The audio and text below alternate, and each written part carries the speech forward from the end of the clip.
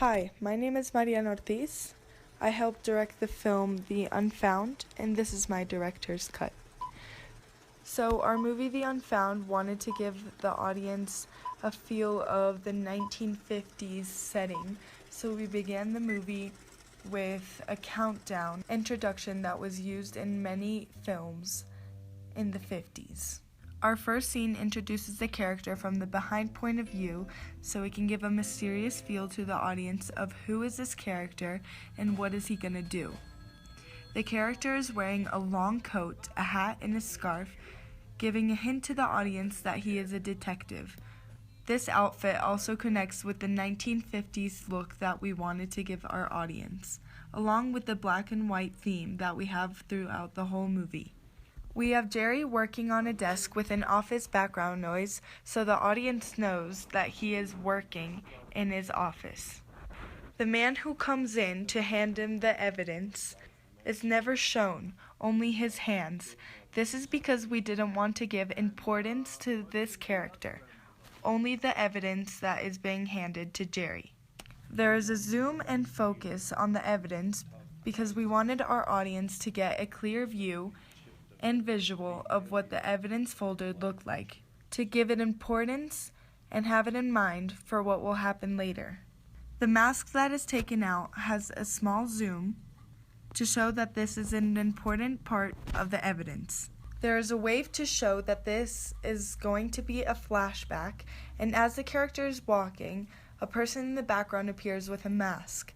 This gives the audience tension and fright for what will happen to the character walking to his car. As he cannot open the door, there is more tension created in the audience and they feel as if they are in their climax. This tension is also created by the creepy music created in the background and the other man who comes up with the mask, creating a jump scare on the audience. When the kidnappers are closing the back door, from the lower angle, this shows that the man inside the car has less power than the kidnappers. The detective's face shows he is concerned, so the audience begin to wonder if he will be able to solve the case. With the slow classical music that comes in this scene, creates mystery and thought for the audience of what is the detective doing with this body. The audience realizes it's the detective because he is the one with the same folder of the evidence and he is burning the evidence along with the body. We can then see a news article that Jerry Steiner has just died, and the voice in the background is in the style of a vintage radio with a man's accent who was usually used in the 50s. The recording of the vintage radio makes the audience question if the detective is either dead or alive. When the detective opens the door with his key, we know that it is his house. We want the audience to realize that he has faked his own death, and the song in the background gives him power and shows he was successful. All of this is cleared up when he has a conversation with the children sitting on the sofa. There is a zoom and a focus on the masks that are on the couch to show that these are the same masks from the kidnapping. In this point, we want the audience to realize that the kids sitting on the sofa are aligned and working with the detective.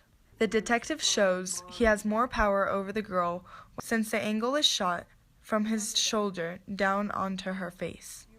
Throughout the scene, we want to show a normal living style, to show as if the characters are so evil, they don't feel as if anything they had done was wrong.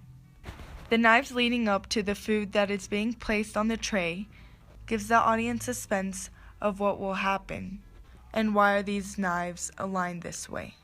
When the character played by Juan Antonio Spina opens the door, roughly, it shows that something bad will happen, until the camera is turned around and it shows again an angle from an upper point of view behind Juan Antonio's shoulder onto the kidnapper lying on the bathtub with marks on his face, screaming. This gives the audience a shock, and the audience then places all the puzzle pieces together to realize the kids were helping the detective with the kidnapping for the money. The ending song in the credits of our movie is a song that shows success in the kidnappers Mission.